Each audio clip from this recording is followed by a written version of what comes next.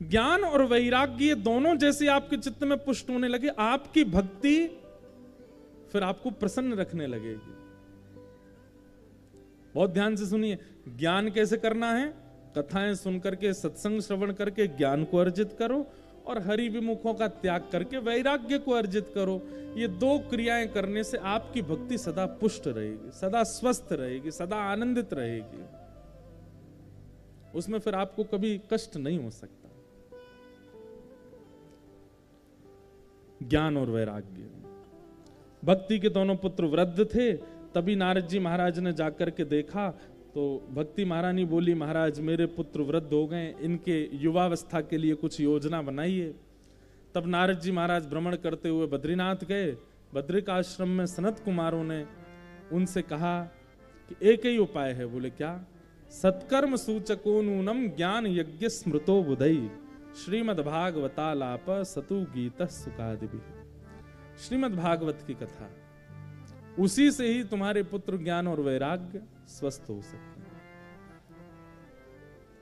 हरिद्वार के समीप गंगा द्वार समीपे तु तटमानंद नामकम, गंगा के द्वार पर भागवत जी की कथा हुई, और जैसे ही उसमें भक्ति ज्ञान वैराग्य ने प्रवेश किया, कथा में प्रवेश करते ही ज्ञान और वैराग्य युवा हो गए। भक्ति सुतौ तौ तरणौ गृहीत्वा प्रेमैकरूपा सहसा विरासीत्, श्री कृष्ण गोविंद हरे मुरारे नाथेति नामानि मुहुर्वदन्ति।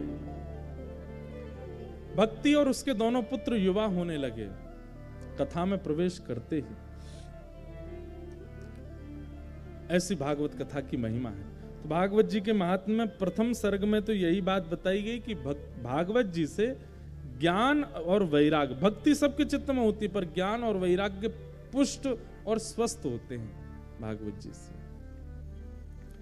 यदि सप्ताह दिनों में ज्ञान की बढ़ोतरी नहीं, मतलब विवेक की बढ़ोतरी नहीं हुई और वैराग्य की बढ़ोतरी नहीं हुई, तो इसका मतलब है आप टाइम पास करके आए कथा में।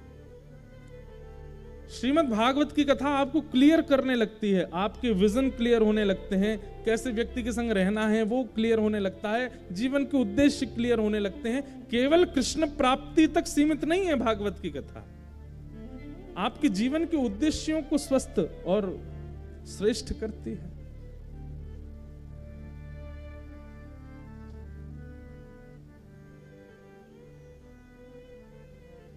ये हेलीकॉप्टर उतार दीजिए। हमने कहा है कि कीर्तन में ही इनको उड़ाया करो, सब इन्हीं को देखते रहते हैं। फिर ज्ञान और वैराग्य श्रीमद् भागवत की कथा से पुष्ट हुए। आगे फिर आत्मदेव ब्राह्मण का चरित्र सुनाया गया, जिनके कोई संतान नहीं थी। हम एक बात कथा में कहते हैं, प्रकृति आपको जो प्रदान करे उसमें प्रसन्न रहिए। प्रकृति से आपको जो प्राप्त नहीं हुआ है उसके लिए ज्यादा प्रयास मत कीजिए। कई लोगों के बेचारों के ब्याह ही नहीं हो रहे हैं, तो कोई बात नहीं, प्रकृति नहीं चाह रही तो मत करो, कोई जबरदस्ती थोड़ी है। लेकिन जिसका ब्याह नहीं हो रहा है ना, वो इतना दुखी नहीं रहता है। जिनके हो गए उन लोगों को रहती है हमारा तो है, ये कैसे बच रहा है। उन लोगों को ज्यादा कष्ट होता है कि भाई तुझे वो अनुभव क्यों नहीं हो रहा जिन अंगारों पर हम चल रहे हैं।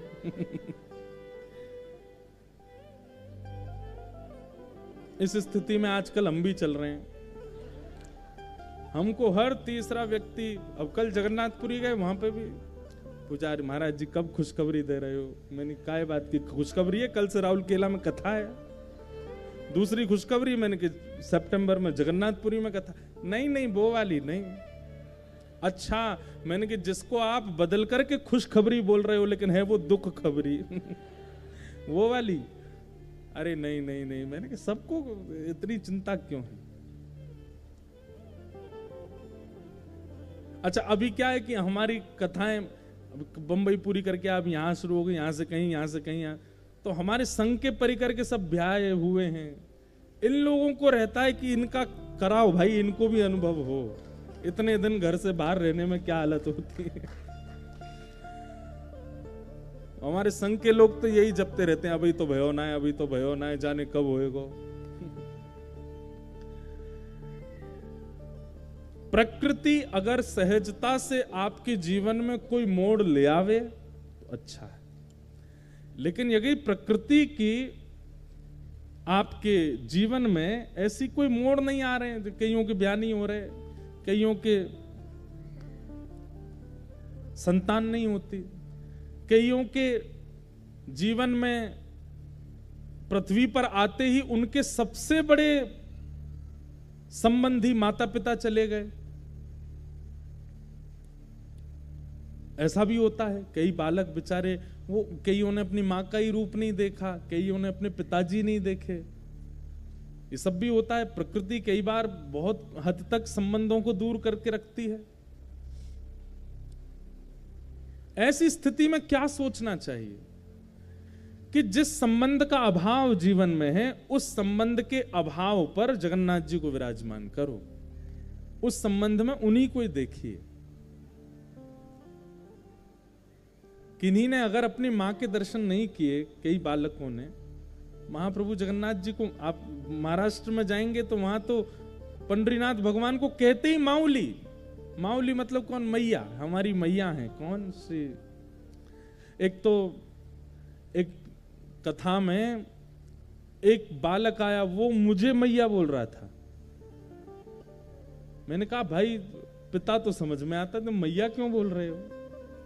बोले नहीं, मेरे पिताजी तो हैं, आप ही मेरी माँ हो, क्योंकि आप ही मुझे बताते हो क्या करना चाहिए, कैसे सेवा करनी चाहिए, कैसे जीवन जीना चाहिए, सब माँ के द्वारा दिए निर्देश आप देते हो, तो आप मेरी माँ हो। सब लोग संबंध मानते हैं, कोई गुरुजी मानता है, कोई भाई मानता है, कोई मित्र मानता है, कोई सखा मानता है, कोई, एक तो मुझे जीजाजी बोल रहा था। बोले किशोरी जी मेरी बहन हैं और ठाकुर जी मेरे जीजाजी, और ठाकुर जी के जितने संबंधी सब मेरे जीजाजी। मैंने कहा वाह। लेकिन एक अद्भुत, वो माँ, उसने मुझे माँ बोला। और हमारे महाराष्ट्र में अगर आप जाओ तो वहां पर कीर्तन भी गाते हैं, ज्ञानेश्वर माउली, ज्ञान राज माउली तुकाराम, ज्ञानेश्वर माउली, ज्ञान राज माउली तुकाराम। वहां पर रसिक संतों को, आचार्य जनों को और ठाकुर जी को सबको मां ही कहा गया है। माउली, मैया कहते हैं सब। बोले क्यों? यही हमारे रक्षक हैं, यही हमारे पालनहार हैं, हमारे आचार्य, हमारे गुरु। ये कौन है? बोले हमारी माउली हैं, हमारी मैया है। तो प्रकृति अगर आपको कोई संबंध नहीं दे रही है, उससे दुखी मत होइए, बल्कि और प्रसन्न हो जाइए कि प्रकृति ने कोई संसारी जीव ना दे करके ठाकुर जी को दिया है। उस संबंध में ठाकुर जी को मानिए। लेकिन आत्मदेव ब्राह्मण बड़े दुखी, उनके संतान नहीं थी, रोते रोते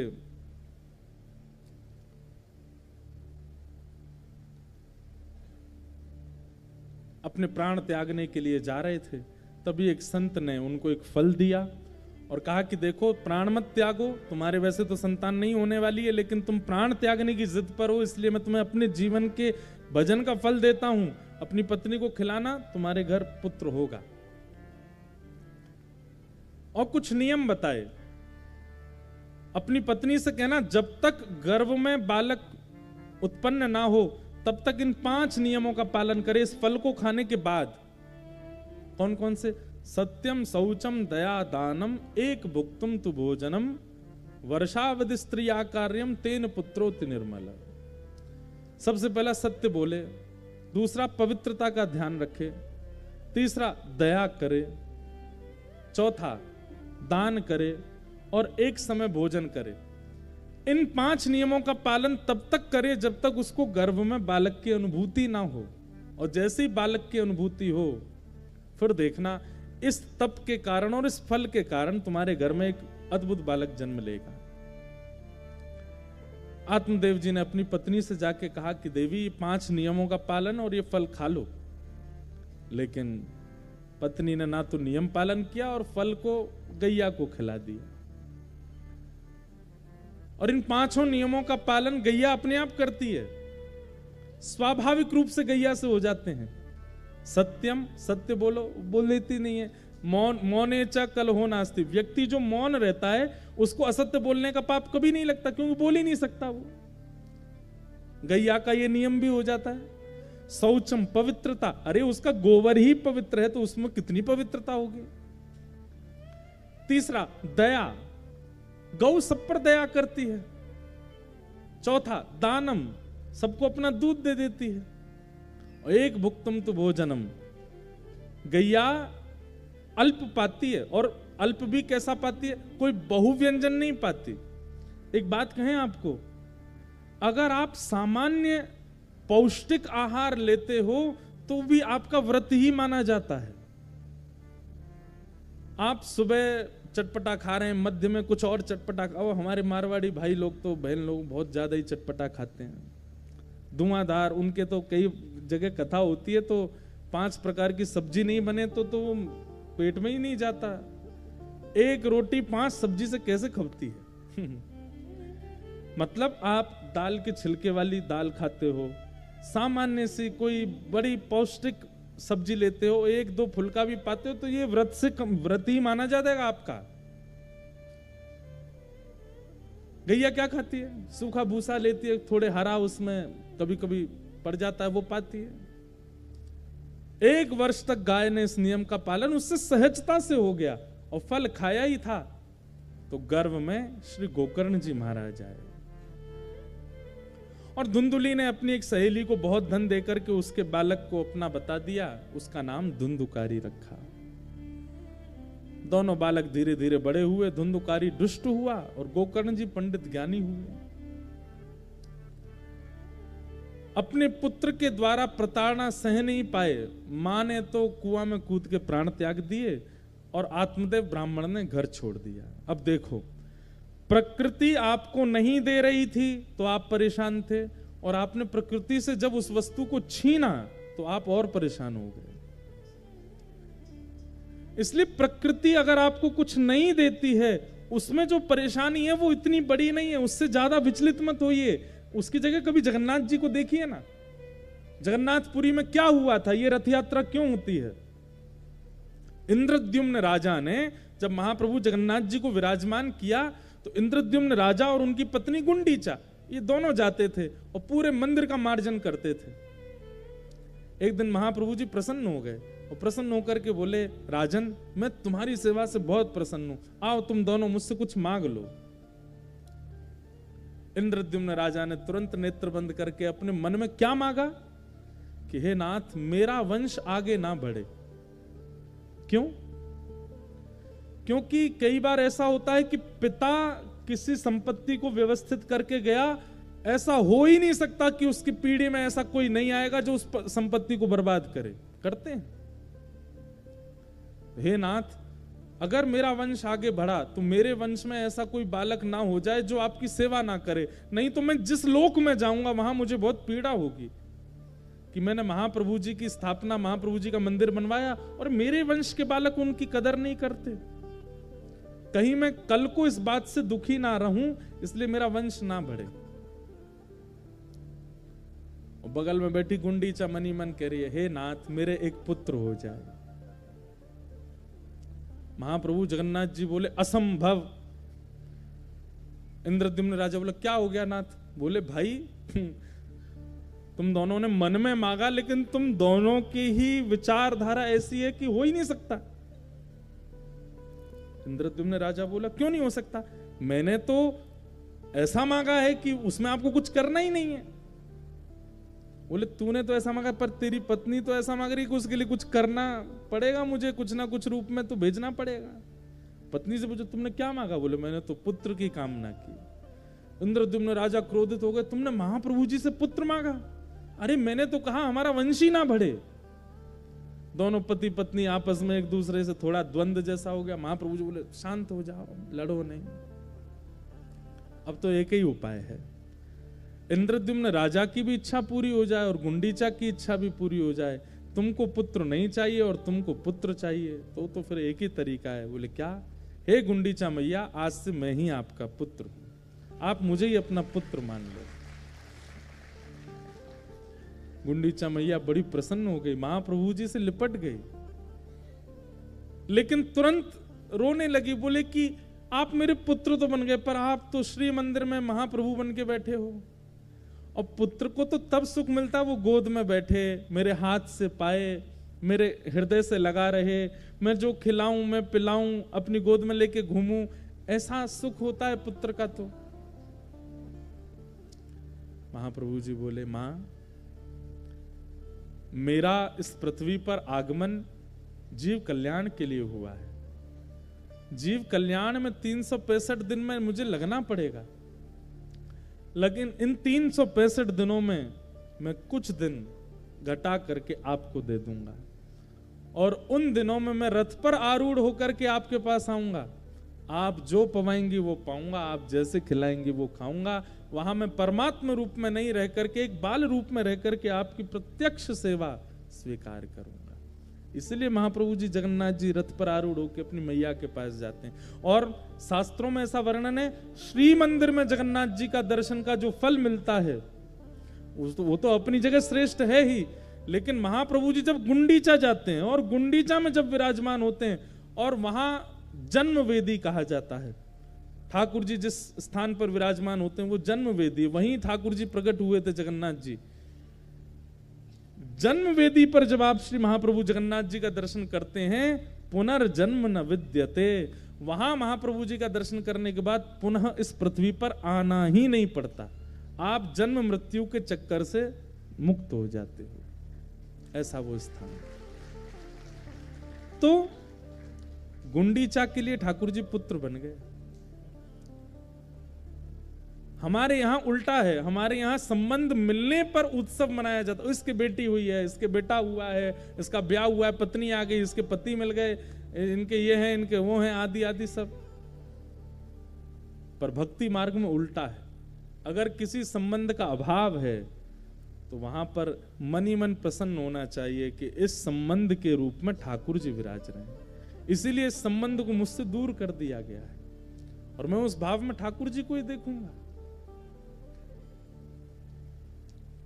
मुझे पता है कई भाई लोग यूं सोच रहे होंगे, हमारे ब्याह नहीं हुए, जगन्नाथ जी को पत्नी कैसे माने हम? अरे वो सबके प्रियतम है, सबकी प्रियतमा है। आप प्रियतमा उनको नहीं मान सकते, स्वयं को प्रियतमा मानो, उनको प्रियतम मान लो। वृंदावन में महादेव भी गोपी बनकर के बैठे हैं। अगर किन्हीं भाइयों के ब्याह नहीं हुए हैं, जीवन में पत्नी नहीं आई है, तो बाह्य भाव से तो पुरुष भाव में रहो, लेकिन निकुंज में तो सब सहचरी बन जाते हैं। हमारे स्वामी श्री हरदास जी सहचरी बन जाते हैं, हितवंश महाप्रभु सहचरी बन जाते हैं, गोपाल भट्ट गोस्वामी गुणमंजरी बन जाते हैं, रूप गोस्वामी रूप मंजरी बन जाते हैं। निकुंज में तो ठाकुर जी की निज सेवा में, बहुत ध्यान से सुनिएगा, पुरुषों का प्रवेश ही नहीं है, सहचरी ही सेवा करती हैं। और अगर अर्चक सहचरी भाव से युक्त नहीं है तो ठाकुर जी की सेवा में उससे कोई ना कोई चूक होगी। हम भी अपने गिरधर लाल जी का जब जन्मोत्सव पर आरती करते हैं तो हमें भी हाथ में थोड़ी मेहंदी लगानी पड़ती है, चुनरी ओढ़नी पड़ती है, उसी आरती को ही ठाकुर जी स्वीकार करते हैं। बिना सहचरी भाव के ठाकुर जी की सेवा में तो कोई ना कोई चूक होगी आपसे, पुरुष बन के कैसे जा सकते? तो सबके सामने पुरुष बने घूमो, लेकिन जब निकुंज में जाओ तो स्वयं को एक सहचरी मानो और आपके प्रियतम श्री जगन्नाथ हैं, इस भाव से रहो। आपके पास कोई शिकायत रह नहीं जाएगी, मुझ पर सबके उत्तर हैं। आपके सारे संबंध महाप्रभु जगन्नाथ से हो सकते हैं।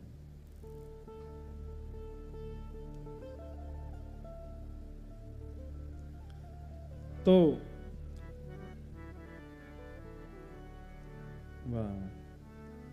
ठाकुर है तू मैं तेरा पुजारी,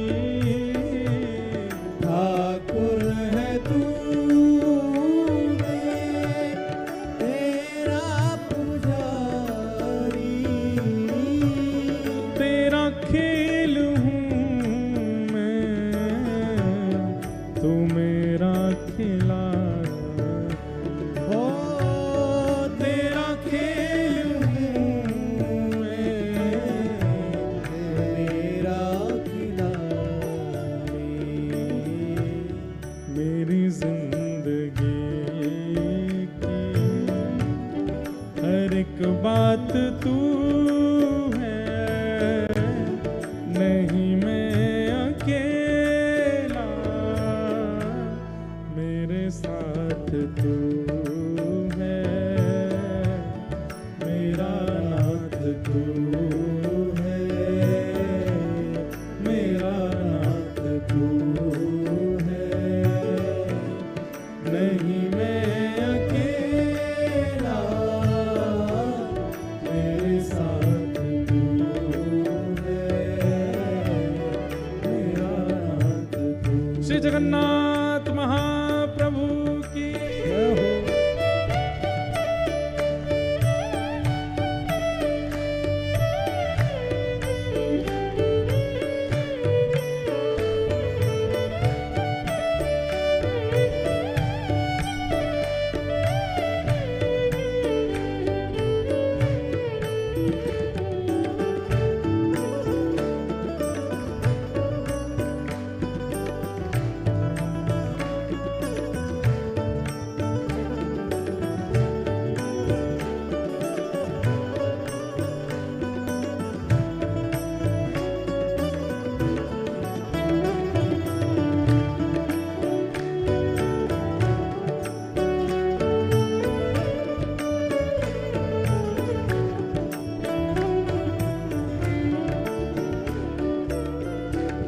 चला जा रहा हूँ मैं राह पे तुम्हारे, चला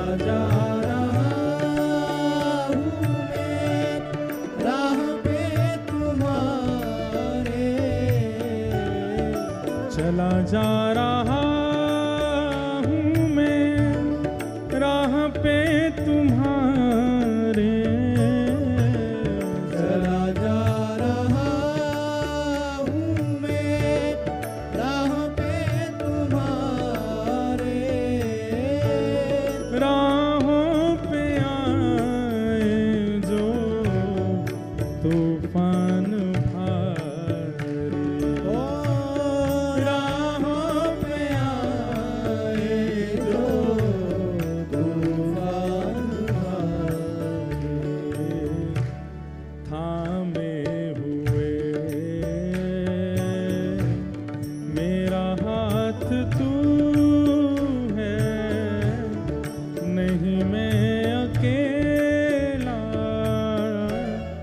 मेरे साथ तू है, मेरा नाथ तू है, मेरा नाथ तू है, नहीं मैं अकेला, मेरे साथ तू है, मेरा नाथ तू। राधे राधे गोविंद गोविंद राधे राधे राधे गोविंद राधे राधे गोविंद गोविंद राधे राधे राधे गोविंद गोविंद। जय गोविंद राधे गोपाल राधे, गोविंद राधे गोपाल राधे, जय गोविंद राधे गोपाल राधे, गोविंद राधे गोपाल राधे, जय गोविंद राधे गोपाल राधे, जय गोविंद राधे गोपाल राधे, जय गोविंद राधे गोपाल राधे, जय गोविंद राधे गोपाल राधे। भजो राधे राधे गोविंद गोविंद राधे, राधे राधे गोविंद गोविंद राधे, श्री राधे राधे गोविंद गोविंद राधे, राधे राधे गोविंद गोविंद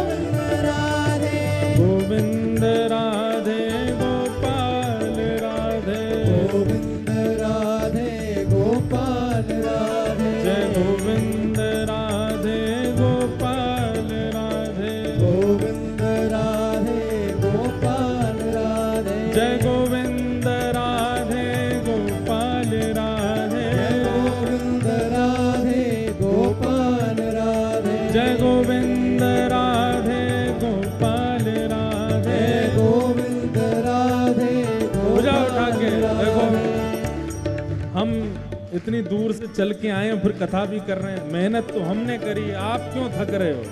बुझा उठा के राधे राधे गोविंद गोविंद राधे राधे राधे गोविंद गोविंद राधे श्री राधे राधे गोविंद गोविंद राधे जय राधे राधे गोविंद गोविंद राधे जय राधे राधे गोविंद गोविंद राधे राधे राधे गोविंद गोविंद राधे जय गोविंद राधे गोपाल राधे गोविंद राधे गोपाल राधे जय गोविंद राधे गोपाल राधे गोविंद राधे गोपाल राधे जय गोविंद राधे गोपाल राधे गोविंद राधे गोपाल राधे जय गोविंद राधे गोपाल राधे गोविंद राधे गोपाल राधे ओ जय गोविंद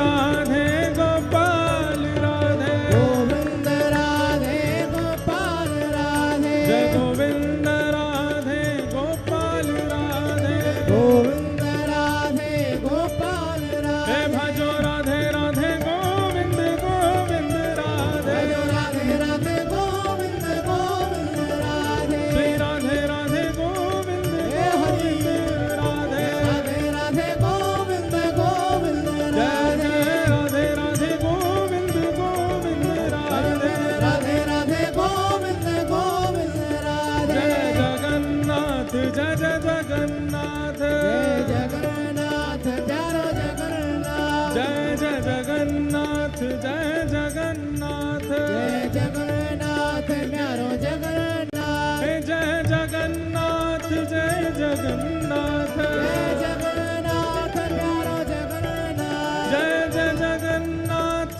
प्यारो जगन्नाथ जय जगन्नाथ प्यारो जगन्नाथ जय जय जगन्नाथ प्यारो जगन्नाथ जगन्नाथ प्यारो जगन्नाथ जय जय जगन्नाथ प्यारो जगन्नाथ जय जगन्नाथ प्यारो जगन्नाथ जय जय जगन्नाथ प्यारो जगन्नाथ जय जगन्नाथ प्यारो जय जगन्नाथ जय जगन्नाथ प्यारो जगन्नाथ जय जगन्नाथ प्यारो जय जय श्री राम राधे जय जय श्री राम जय जय श्री राम